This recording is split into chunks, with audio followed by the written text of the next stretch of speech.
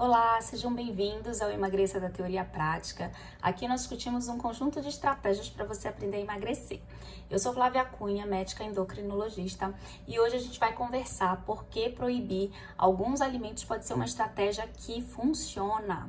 Então, olha, esse assunto é um pouquinho espinhoso, né? Eu pensei bastante antes de falar sobre isso, mas eu tenho alguns ensinamentos aqui que podem valer a pena dentro desse assunto.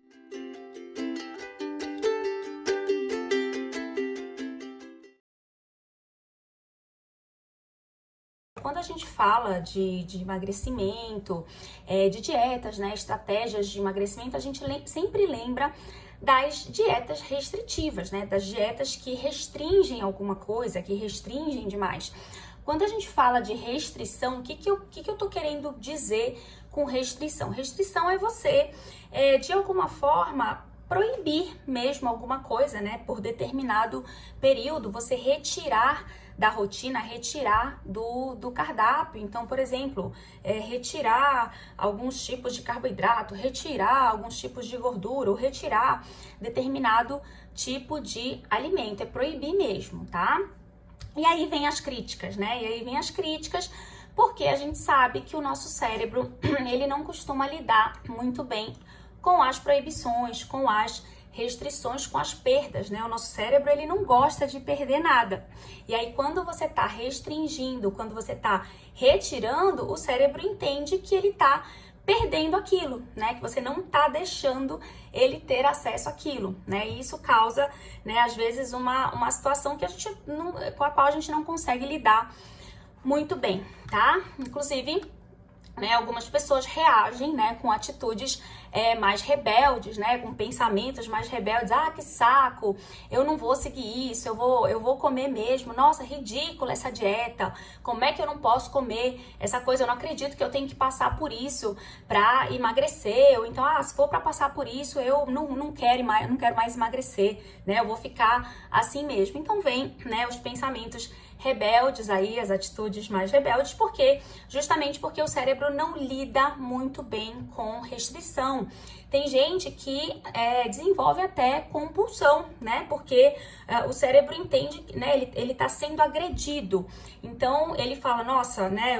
Eu quero compensar. Ele vai querer compensar de alguma forma. E aí, nessa compensação, ele acaba desenvolvendo uma compulsão. Ou então, ele pensa assim, eu vou me despedir porque eu sei que ela vai me colocar nessa situação em breve de novo, eu vou entrar nessa restrição de novo, não vou poder comer tal coisa.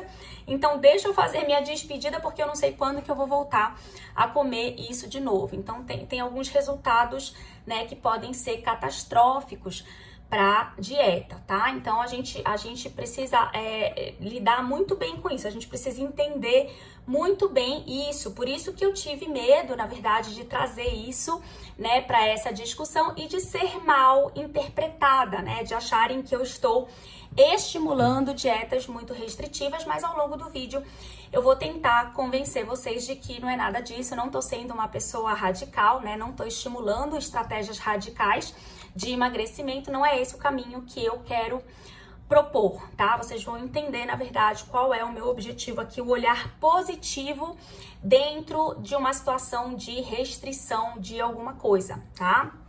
Por outro lado, existe uma tendência da nutrição moderna de estimular uma alimentação mais flexível, né? Uma alimentação em que você pode comer de tudo, desde que você tenha moderação, desde que você tenha equilíbrio, né? Isso realmente seria o ideal, seria a proposta, né, mais indicada. Só que a gente tem que pensar, a gente tem que entender que isso não é claro para todo mundo, né? Quando você fala assim, olha, você pode comer de tudo desde que você tenha equilíbrio, a pessoa não sabe o que é o equilíbrio, a pessoa não sabe o que é a quantidade permitida, a pessoa não sabe qual é a combinação, né, que se pode fazer. Então, assim, isso não é claro na cabeça de todo mundo, como costuma ser na cabeça, né, de algumas pessoas que já estão evoluídas do ponto de vista nutricional, dietético, e das pessoas que trabalham com emagrecimento, né, dos profissionais de saúde, dos nutricionistas, dos endocrinologistas, dos médicos que trabalham com isso. Então, assim, o entendimento que a gente tem que ter é que pra gente estabelecer isso, né, pra gente praticar essa nutrição mais flexível, a gente precisa ter algum conhecimento, né? A gente precisa ter uma certa autonomia, a gente precisa ter um preparo prévio que nem todo mundo tem, né? Então a gente precisa pelo menos ter noção de como é montar um prato saudável, a gente precisa saber equilibrar os macronutrientes, a gente precisa ter uma boa percepção dos nossos sinais de fome e saciedade, ou seja, saber a hora de começar a comer, saber a hora de parar de comer. A gente precisa ter um autocontrole muito bom das nossas emoções, né? Não descontar os descontroles emocionais na comida. A gente precisa ter um paladar mais adultizado, um paladar, né, que admira, que gosta de saladas, de vegetais, de legumes, né, de alimentos mais saudáveis, um paladar mais para proteína, para as saladas, para as fibras, e não aquele paladar que gosta de tudo fofinho, né? Um pãozinho, um bolinho, um docinho.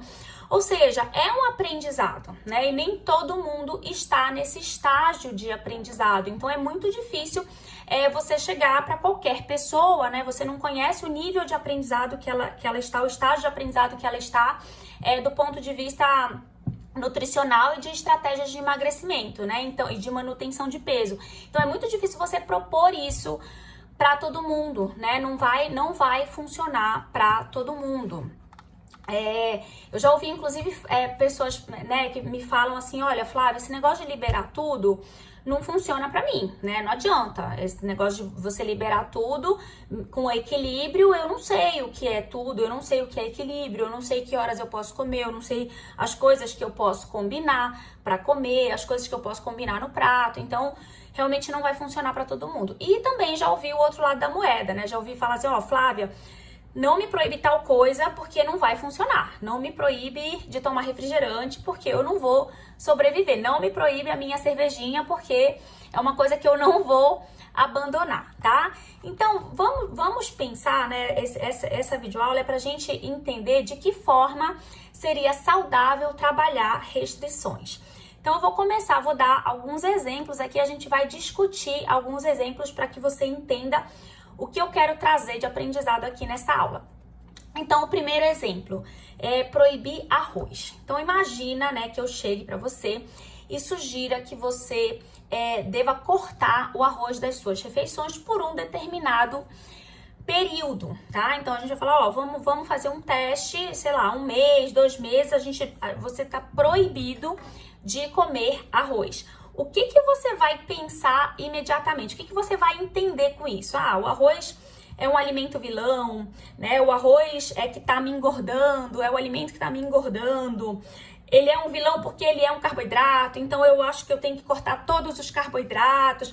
Olha só o quanto de coisa você começa a imaginar, você entendeu daquela proibição, mas não significa que essas coisas são verdadeiras. Na verdade, elas não são verdadeiras, né? Foi o seu entendimento da minha proibição do arroz. Então, vamos tentar entender aqui. Então, o primeiro ponto para a gente raciocinar.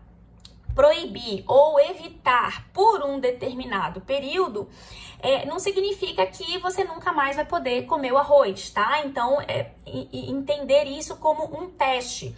Tem prazo para começar e tem prazo para terminar. É só um período de teste.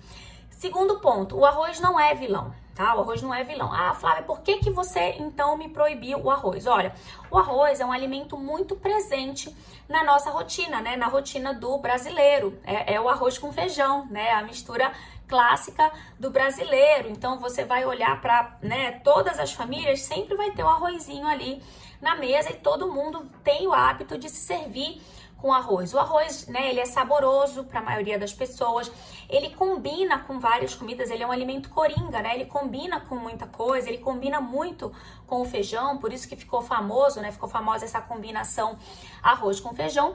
E aí, por essas questões, né, por estar presente, por combinar com tudo, às vezes a gente acaba colocando em grande quantidade, às vezes até sem perceber, né, às vezes repete, o prato repete o arroz, o que acaba trazendo muitas calorias, mais calorias talvez do que a gente necessitasse para aquele período de almoço ou de jantar, tá?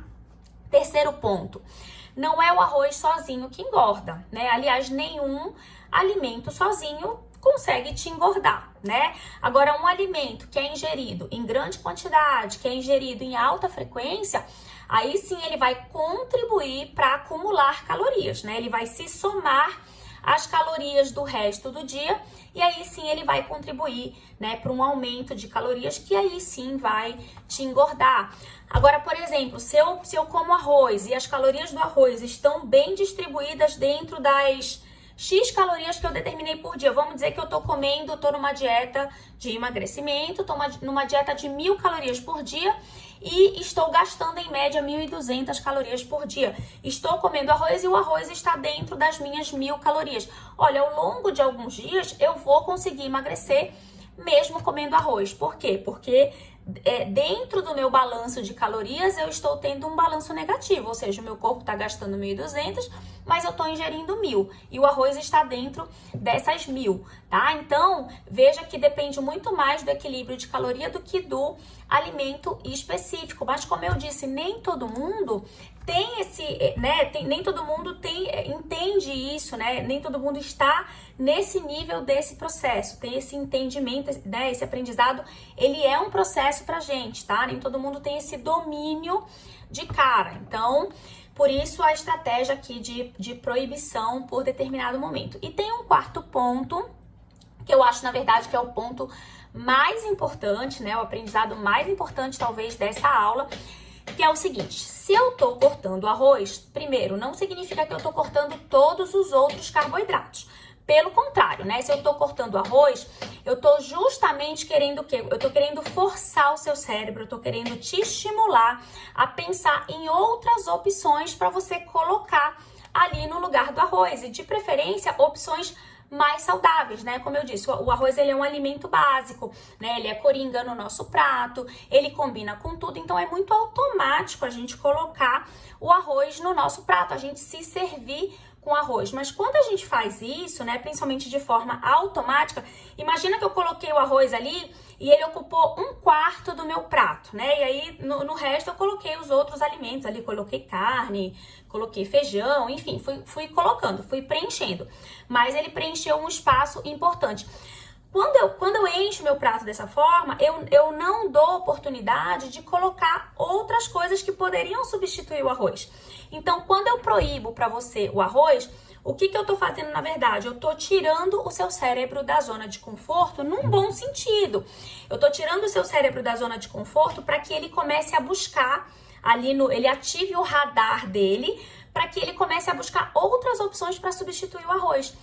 Como, por exemplo, batata doce, abóbora, mandioquinha, ou então assim, um purê de mandioquinha, um purê de abóbora, ou a mandioca cozida, né? Então veja que são opções, né? Ainda são opções consideradas carboidrato, porém são carboidratos, né, do tipo, a gente chama isso de legumes, né? Então são carboidratos que tem mais fibra, portanto, são carboidratos que saciam mais, são mais nutritivos, têm mais vitaminas.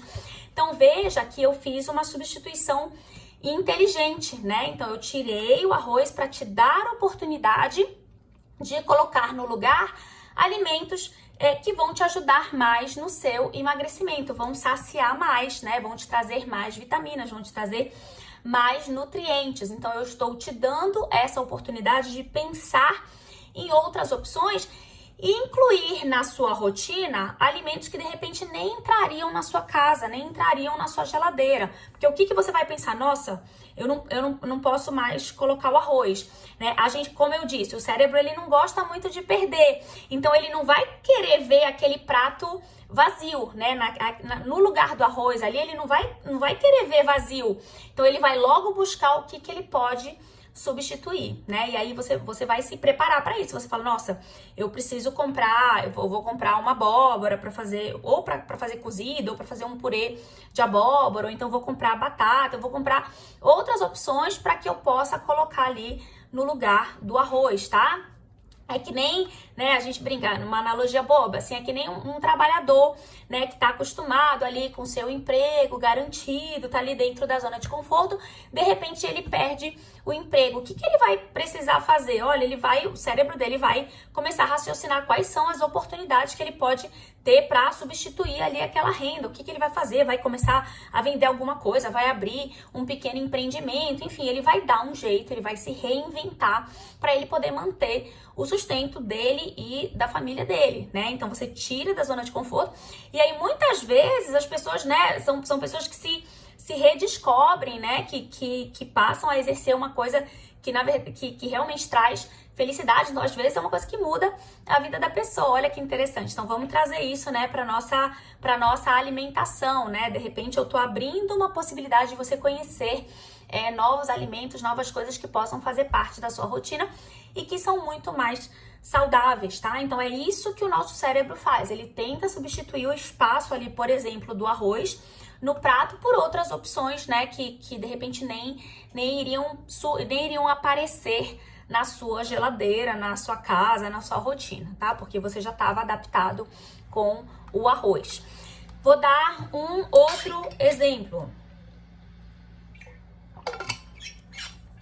Por exemplo, eu chego pra você e falo assim, ó, a partir de hoje você não vai mais comer pão, né, por um período. Então vamos dizer que eu perceba, né, conversei com você, te avaliei, percebi que você é uma pessoa que tá meio viciada no pão. Você come pão de manhã, você come pão à tarde, né? Então, o teu café da manhã é a base de pão com manteiga. À tarde, você, de novo, toma um cafezinho com leite e um pão com manteiga. Ou seja, o pão tá sempre presente. Aí, quando você pensa em lanche, você pensa em pão. E aí, eu faço essa proposta pra você, né? Então, dentro da sua dieta, dentro desse período de teste, você não vai poder comer pão, tá? Então, mais uma vez, reforço de aprendizagem. Não significa que o pão é vilão, não significa que ele é o único alimento que tá te engordando, apesar de que se você tem o hábito de comer 2 ou mais pães por dia, além das outras calorias, essas calorias do pão vão se somar, né, as calorias do resto das outras refeições, e isso pode estar contribuindo para o seu ganho de peso, tá? Não significa que eu retirei o pão porque ele é um carboidrato e aí todo carboidrato é proibido, que você deve retirar todos os carboidratos. Não é nada disso, tá? Então, qual que é o meu principal objetivo aqui quando eu proíbo o pão para você? Que você tenha a oportunidade de, no lugar do pão, buscar alimentos mais nutritivos, por exemplo, um ovo, por exemplo, uma fruta, né, frios, sei lá, queijo, outros laticínios, leite, iogurte, enfim. Então, assim, ao mesmo tempo, eu tô tentando reduzir o excesso de carboidrato simples do seu cardápio, né? Porque se você come 2 pães por dia, você tá comendo uma quantidade muito grande de carboidrato simples. E qual que é o grande problema do carboidrato simples? Ele não sacia, né? Ele estimula liberação, ele aumenta a glicose mais rapidamente, estimula liberação de insulina. Se isso vira uma frequência, você pode começar a estimular a sua insulina, aí vai começar a engordar, aí vai entrar num estado de resistência insulínica, que é o estado antes do diabetes, enfim, né? Uma sequência de eventos que não são saudáveis. Então, né, de alguma forma, fazendo essa troca, eu tô tentando de alguma forma diminuir a carga, o pool de carboidratos simples do seu dia, tá? Então isso pode ser bem interessante, né, para você emagrecer, para você desinchar, para você até ter uma refeição, uma alimentação mais saudável, né? Porque aí é mesmo raciocínio, no lugar do pão, eu vou colocar, né, alimentos que são mais nutritivos, tem mais vitamina, tem mais fibra, tem mais nutriente, né? Então eu te dou a oportunidade de pensar nessas opções, tá? Terceiro exemplo. Imagina que eu chego para você e proíbo você de tomar refrigerante. Olha, eu tenho pacientes que me falam que tomam refrigerante no almoço e no jantar. E às vezes até nos lanches também. Aí quando eu viro para eles, eu falo assim, e quando é que você bebe água? Que horas você bebe água? Aí ele se toca de que ele simplesmente não tá bebendo água, né? Ele tá, na verdade, matando a sede com refrigerante. Ele praticamente não bebe água ao longo do dia inteiro. Suco, então, suco de fruta, nem pensar, né? Então, ele tá ali viciado no refrigerante. E aí, olha, se eu proíbo o refrigerante para ele, imagina quantas oportunidades eu tô abrindo, quantos momentos de oportunidade ele vai ter de beber água, né? Ou até que seja, de repente, de vez em quando, um suco de frutas, por exemplo, né? Então, aqui eu tô propondo uma troca muito inteligente, uma troca muito interessante para ele, porque ele tá substituindo uma bebida super processada, que é o refrigerante, por duas bebidas naturais, né? Naturais e mais saudáveis, que são a água, né? Que é o concurso, é o primeiro lugar, e o suco de fruta. O suco de fruta, eu tô imaginando um suco de fruta natural, tá? Não tô falando de suco de caixinha, porque aí vira elas por elas, tá? Tô imaginando um suco de fruta natural, de preferência que você bateu a fruta ali na hora, tá? Então, assim, né, concluindo, a minha sugestão, né, é que a gente trabalhe as restrições, que a gente trabalhe as proibições como coisas temporárias, né, entendendo que aquele alimento não é vilão, aquele alimento não vai ser proibido para sempre, né, mas sim apenas por um período de aprendizagem, é o teste, né, é o teste para a aprendizagem, só que após essa fase de teste, é importante também que algumas coisas desses novos aprendizados sejam mantidas, sejam absorvidas para uma nova rotina, tá? A gente vai falar disso. Então, assim, né, vamos resumir. Quais são os objetivos principais de uma restrição, de uma proibição? O que a gente leva de positivo propondo isso, né? Propondo uma restrição. Então, primeira coisa, tirar do automatismo, né? Então, muitas vezes a gente come alguns alimentos já no automático, né? Então, imaginar, olha, Flávia, eu não me vejo almoçando sem tomar refrigerante. Eu não me vejo num café da manhã não comendo meu pãozinho francês com manteiga. Eu não me vejo montando um prato no almoço e não colocando uma montanha de arroz. Tá? Então, às vezes, isso é um hábito da pessoa, né? Às vezes o hábito tá tão arraigado que ela nem consegue imaginar uma proposta diferente. Ela não consegue se imaginar fazendo diferente, montando prato diferente, comendo ou bebendo uma coisa diferente. Então, eu digo, né, que esse automatismo, ele acaba emburrecendo a gente do ponto de vista nutricional, né? Nós emburrecemos nutricionalmente, porque a gente se acostuma com algumas coisas e a gente não se dá a oportunidade de ter ideias diferentes, de pensar em propostas diferentes, tá? Então, quando eu proíbo, o que eu tô fazendo, na verdade? Eu tô tirando você da zona de conforto, né? Eu tô forçando você a pensar em opções diferentes e, de preferência, em opções mais saudáveis, tá? Segundo objetivo, né, dessa proibição, segundo objetivo positivo dessa proibição, tentar se livrar do vício, tá? Então, às vezes a gente, né, a mesma coisa, esse hábito, né, é um automatismo, é um hábito, ele tá tão arraigado que ele se torna um vício, né? E aí, assim, a proibição, primeiro, pode fazer a gente se livrar do vício, porque de repente eu posso entender que eu nem sou tão alucinada por aquilo. Imagina que você tá só na mania do refrigerante, aí eu tirei o refrigerante, você tolerou bem, você não sofreu, você não, né, foi esquisito no início e tal, mas assim, você se adaptou, você nem sentiu tanta falta. Significa que você nem era, né, nem gostava tanto daquilo, nem era tão viciado de verdade, tá? Que era só mesmo um hábito, uma mania e que foi tranquilo. Então, muitas vezes a gente até tem essas surpresas positivas, tá?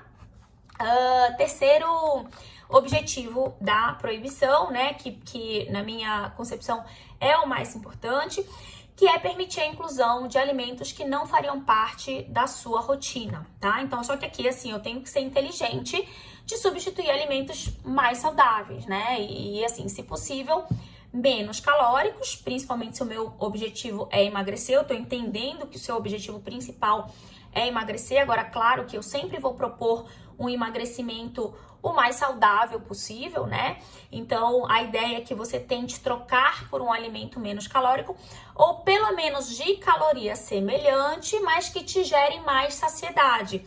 Flávia, qual que é a vantagem, né? Se tem a mesma caloria, eu não vou emagrecer. Não, você pode sim emagrecer, porque se ele tem a mesma caloria, mas ele te dá mais saciedade, significa que você vai economizar em calorias nas refeições seguintes, né? Nas próximas horas, você vai desejar comer menos, você vai conseguir comer menos calorias porque você se saciou por mais tempo, tá? Então, a gente tem que sempre pensar, a gente tem que fazer a refeição aqui pensando também nas próximas. Isso também é um nível mais avançado de aprendizado, tá bom? Que eu sempre trabalho aqui bastante, mas eu entendo ainda que isso não é muito claro para muitas pessoas.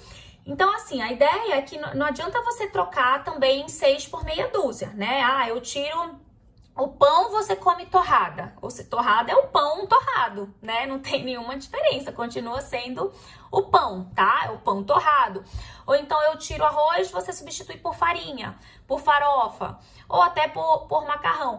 Então, assim, nada contra a farofa, acho uma delícia, adoro farofa, nada contra o macarrão, gosto também de macarrão.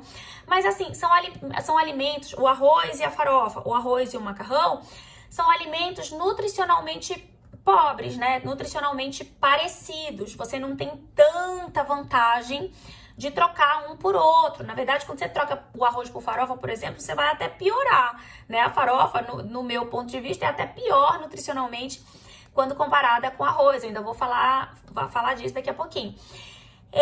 E o quarto objetivo aqui é enxergar a proibição como um período de teste, né? Um período de exercício para um novo aprendizado e não necessariamente algo definitivo, tá? Então isso, quando a gente entende isso, a gente fica mais tranquilo, né? Isso ajuda a gente a tolerar melhor o período de teste, porque a gente sabe, né, que vai ter início, vai ter meio, vai ter fim. Então isso deixa o processo um pouco mais leve. Agora também não adianta chegar ali no final do processo como se fosse alguém chegando, né, quase se afogando ali na beira da praia, tá? Aquela história de morrer na beira, né? Não adianta.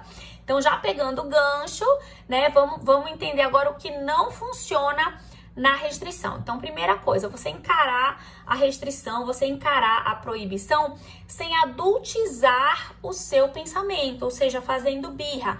Ah, só porque é proibido eu vou comer, só porque é proibido eu tô com mais vontade, eu só tô eu proibi o refrigerante, nossa, eu só tô pensando no refrigerante, né? Então, fazendo assim, primeiro, assim, você não tá se ajudando e você tá dando chance até para desenvolver uma compulsão alimentar, né? Então, isso aí não vai dar muito certo. Segunda coisa que não funciona é você, né, quando é proibido determinado alimento, você demonizar aquele alimento, achando que nunca mais vai poder comer aquele alimento. Então é importante a gente ter equilíbrio, né? E assim, ao invés de você sofrer pelo que foi retirado da sua rotina, você deve vibrar com o que foi introduzido no lugar daquele alimento que saiu. Então, por exemplo, eu tirei o pão, mas você tá comendo agora um omelete, e aí você achou uma delícia o omelete. Então, poxa, olha que legal, eu tenho mais uma opção pro meu café da manhã, eu não preciso ficar refém ali do pão, né? Eu posso eventualmente trocar por um ovo, trocar por um omelete. Então, você também se animar com outras opções que você descobriu e que você gostou, que foi agradável pro seu paladar. Terceira coisa que não funciona, muita atenção aqui, você começar a criar, né, lista de alimento bom e alimento ruim, alimento que pode, alimento que não pode. Ah, a doutora Flávia tirou o pão da minha rotina, então é porque o pão é o vilão e o pão não pode. Ou então o arroz não pode, o arroz é um alimento ruim. Olha, cuidado com esse pensamento tudo ou nada, cuidado com esse pensamento dicotômico, isso não ajuda no emagrecimento, na verdade isso atrapalha muito o emagrecimento. Então eu gosto de ensinar que existem alimentos melhores e alimentos piores, vamos dizer assim, não gosto muito de chamar de alimentos piores, mas entenda nesse sentido, alimentos melhores e alimentos piores. E o mais interessante de tudo, um mesmo alimento, ele pode ser classificado como melhor ou pior, dependendo da comparação que eu faço, né? Então vou dar um exemplo aqui para ficar claro isso. Olha como é interessante esse raciocínio. Imagina o arroz, vamos imaginar o arroz. Quando eu comparo o arroz com a farinha ou com a farofa, eu considero o arroz melhor. Eu, Flávia, considero o arroz melhor. Ele é mais saudável, né? Ele tem mais fibra, ele tem menos carboidrato na mesma quantidade. Então, imagina, uma colher de sopa de farofa e uma colher de sopa de arroz. A farofa vai ter muito mais carboidrato do que o arroz, do que a mesma quantidade do arroz, tá? Então, quando eu comparo, eu julgo o arroz um alimento nutricionalmente um pouco melhor do que a farofa. Agora, se eu comparo o arroz com um purê de abóbora, por exemplo, com um purê de algum legume, na minha opinião, a abóbora é mais saudável, né? Então, aí o arroz passa para um alimento pior em relação à abóbora, mas ele é melhor em relação à farofa, em relação à farinha. Então, veja que o alimento vai ser melhor ou pior dependendo da comparação que a gente faz, tá? E isso também é um outro nível de aprendizado. Você começar a conhecer melhor os alimentos para você fazer trocas inteligentes, tá? E outra coisa que não funciona após a experiência, após o período, né, de restrição, imagina, né, você fez a restrição e talvez até emagreceu, você volta para os hábitos antigos, né? Você volta a comer pão todo dia sem trazer para sua vida os aprendizados do período de teste, né? Então imagina, vamos dar um exemplo para ficar claro também. Imagina que você ficou um mês sem comer o pão de manhã, o seu pãozinho com manteiga. E aí você encontrou outras formas, né, de substituir aí o seu café da manhã. Então você, sei lá, aprendeu a fazer um pão de queijo proteico, gostou do pão de queijo. Você de vez em quando comia a crepioca, ou então você comia cuscuz ou iogurte ou uma fruta, enfim, né? Você aprendeu várias opções diferentes para substituir o pão, né? Claro que nessas substituições você também pode ter suas preferências, tá? Você pode imaginar assim, eu gostei mais, o meu paladar foi, né, gostou mais do pão de queijo proteico do que do cuscuz, sei lá, ou então do que da crepioca. Então, a crepioca me dá muito trabalho para fazer, o cuscuz achei que foi muito trabalhoso, o pão proteico fiz no micro-ondas e foi rápido e achei gostoso. Enfim, você pode ter as suas preferências até aí. Tudo bem, tá? Mas o que não funciona após você ter, de repente, emagrecido com essas trocas, com essas novas experiências, após você ter, de repente, percebido outros benefícios além do emagrecimento. Nossa, o meu intestino tá funcionando melhor, eu tô menos inchada, enfim, né? Você identificou alguns benefícios com essas trocas, aí imagina que você perdeu lá os 5 quilos que você queria perder, ou seja, deu certo. Aí agora eu falo, olha, agora, né, vamos tentar reequilibrar mais, né? O pão já não tá mais proibido, mas também não quer dizer que você vai comer todo dia. Aí você vai e volta para comer o pão com manteiga todo dia, né? E volta para os seus hábitos antigos e volta a tomar o refrigerante e volta a fazer um montão de arroz no prato. E aí, poxa, você, né, passou por tudo aquilo, teve os benefícios e voltou para os hábitos antigos. Ou seja, provavelmente você vai reganhar, né, todo o seu peso de volta, o intestino vai prender mais. Ou seja, você não teve, né, você não aproveitou o período de teste, você não manteve os aprendizados do período de teste, tá? Então, isso significa que provavelmente você nunca vai chegar naquele nível, né, de poder emagrecer comendo de tudo, né, de tudo um pouco, com equilíbrio. Por quê? Porque você não tá evoluindo nos aprendizados que a restrição te proporciona. Certo? Bom, esse foi o tema de hoje. Eu espero que vocês tenham entendido os benefícios da restrição alimentar. A ideia não é propor dietas muito restritivas que agridam você, que agridam o seu organismo e agridam o seu cérebro. Eu acho que a restrição ela tem que caber dentro daquilo que a gente tolera, né? E se foi proposto uma restrição que você não tá tolerando, ela pode ser adaptada, ela pode ser readaptada. Eu acho que é isso que dá certo no emagrecimento. Mas também não adianta só a gente julgar e a gente falar que não é para fazer restrição, porque senão a gente não tem aprendizado e senão a gente não tem emagrecimento de forma saudável e sustentada. Então essa é a minha opinião, deixo as minhas dicas aí para vocês, espero que vocês tenham gostado, né? Se vocês puderem, compartilhem esse vídeo com outras pessoas que estão nesse mesmo processo de emagrecimento. Tá bom? Até a próxima aula. Um abraço. Tchau, tchau.